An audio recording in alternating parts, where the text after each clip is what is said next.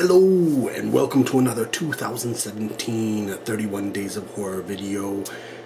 We are talking about a film which Leslie managed to sit through, but at the end essentially said, that was crap.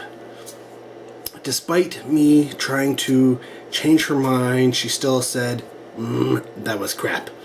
And we are talking about Killing Spree. Yes, this is a Tim Ritter film. Tim Ritter, one of those direct-to-video, shot-on-video types from the 80s, who still is working and directing films today.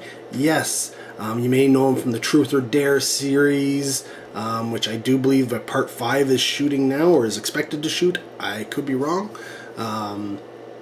But yeah, this is like his, I think, fourth film, and for the most part it doesn't really, I mean, the actors and such like that, there's nobody of note, except for Joel D. Wynkoop, who plays a TV repairman in the film, and I only say him because, he's gone on to, he is a B-movie staple, if you will. If you are into the shot-on-video type films, you know who this guy is, because he not only is an actor in them, but he's also gone on to produce and direct his own films, which he also tended to star in. But, I mean, if you've seen films like Rot, or what else? Creep, Jacker 2, Descent to Hell, Dirty Cop No Donut, and the sequel, Horror Tale 666, Before I Die, Twisted Illusions 2, or like I said, Joel, he tends to put his name in Joel D. Wynkoop's The Bite. He has a bunch of the Joel D. Wynkoop films, Dark Dimensions, Into the Woods, Dead Body Man Chronicles, Aspiring Psychopath, you know, all those crazy names, Indiscretions. I think Brain Jacked was probably one of the bigger films that he was ever in. I don't know that he's ever done any mainstream films, but again, I believe he's still working. Yeah, 2018, like Canimator. Yes. Right, Reanimator meets werewolves. So yeah, or Clownado. Yeah, that was the one that I read. Clownado. You know, Sharknado with clowns. Yeah, so this film is essentially about a man who suspects his wife of adultery, and then he goes on a killing spree, knocking off anyone he believes slept with her. And this includes a multitude of random people, some that he knows, some that he doesn't. So you can imagine, yeah, there are some, you know, sexy scenes in the film. There is plenty of gore. In fact, people involved in the film have gone on to actual, you know, big effects careers. I'm trying to think who did the effects on this one. It was done by, I do not know. But yeah, so you can imagine that the effects in this ended up being like really, really good. But yeah, Paul Browning was one of them, and the other one is Tom Braungart were the special effects. But I think it was, I'm trying to think, there was Joel Harlow did special makeup effects. And Joel has done Pirates of the Caribbean and Star Trek and Logan and stuff, and he's worked in all of those films. So, whereas Tom Braungart and Paul Browning didn't do, I don't think they did anything else. They were just essentially the assistants to Joel Harlow, who went on to do, well, is working today doing major things. There was also Mark L. Peterson, who was listed as a makeup artist on the film, who's also done some production work as on, he was a producer on Hellbenders. He was also a production manager on Super Troopers and a producer on Gruesome.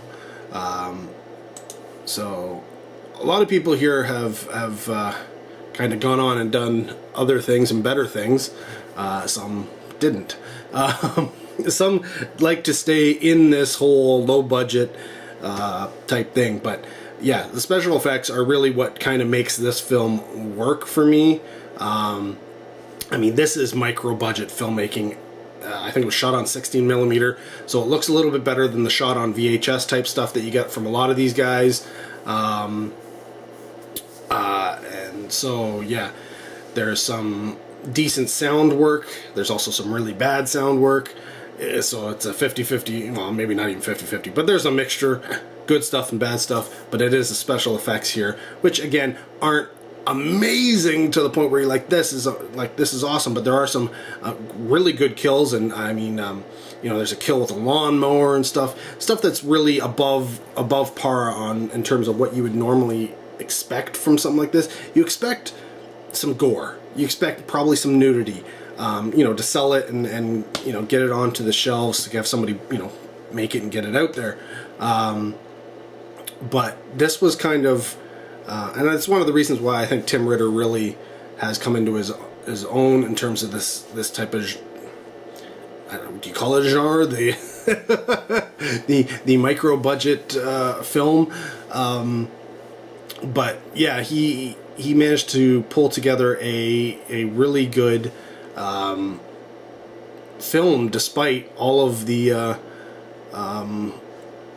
all of the stuff, I guess, what was working against him. So try to think. The film really works because of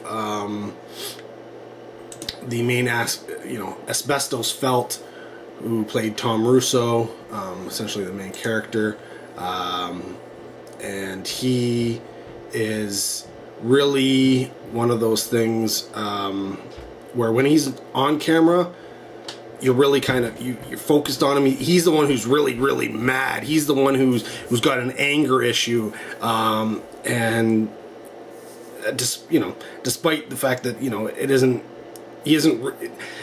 the writing isn't that great, dialogue isn't that great, and it's a little weird. It is a little, I don't know, art housey in terms of the way it's shot in the cinematography, but his performance is above what you often find in these shot on video things. So I will give him credit where credit is due.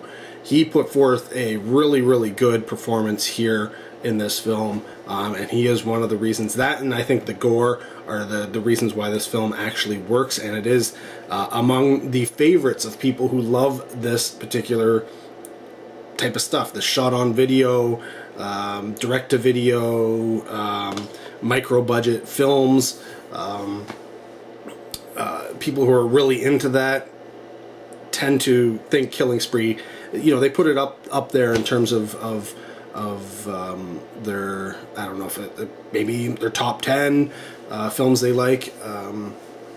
So that being said, I would recommend you checking out Killing Spree so you know what it is. It's not for mainstream horror watchers. It's not for those people who are into straight narratives and really well done, Nightmare on Elm Streets and stuff like that, big budget films, or even the lower budget films, independent stuff like Night of the Living Dead and Texas Chainsaw Massacre, those type of films that came out and were really well done. There's a reason why they're really well known, and very few people kind of know about Killing Spree.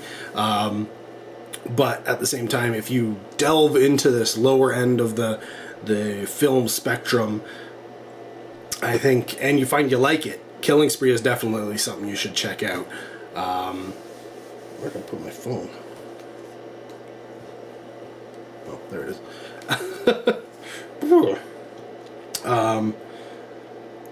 The film takes a weird twist at the, I guess you'd say it's the end,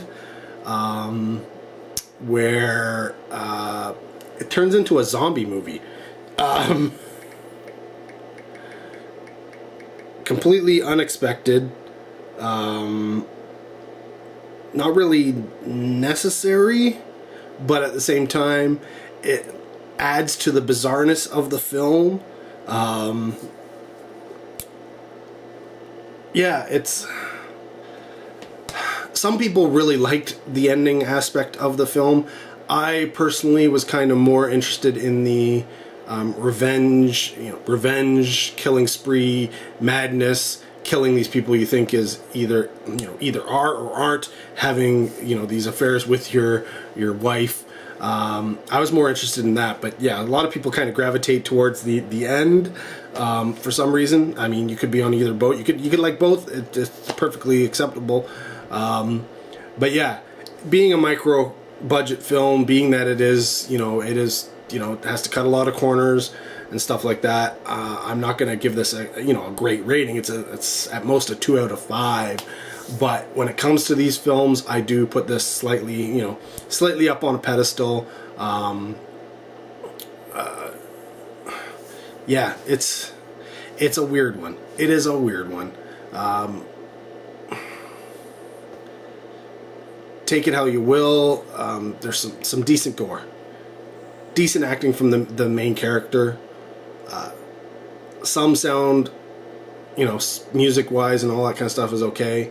And then it is an interesting story when you think about where it's coming from. It's not an interesting story in terms of films at large, but when you look at the direct-to-video, shot-on-video, micro-budget films, this tends to stand out as being something a little bit special. It's... Yeah, there are some really, really bad films out there, and yeah, you can get a laugh. It's amazing that this isn't played up for laughs at all, even though you could totally laugh at it. There are many, many sequences in the film where you could laugh out loud, and you know what? I wouldn't fault you for it. Even though the film does not play up for laughs at all. It's just. I mean, that honestly, that happens quite a bit in the shot-on-video stuff. You kind of have to have a sense of humor about them sometimes, and laugh at the mistakes and laugh at what's going on screen sometimes. But obviously, I don't think that's the intention of most of the filmmakers. Sometimes it is, but for the most part, I don't think so. But yeah, this is probably the best Tim Ritter film. I haven't seen them all. I've seen a bunch. But so far, this one here is at the top of the list of Tim Ritter films. That's my opinion. You probably have your own. Comment down below. Love to hear from you. More 31 Days of Horror to come, so stay tuned. I'll be right back.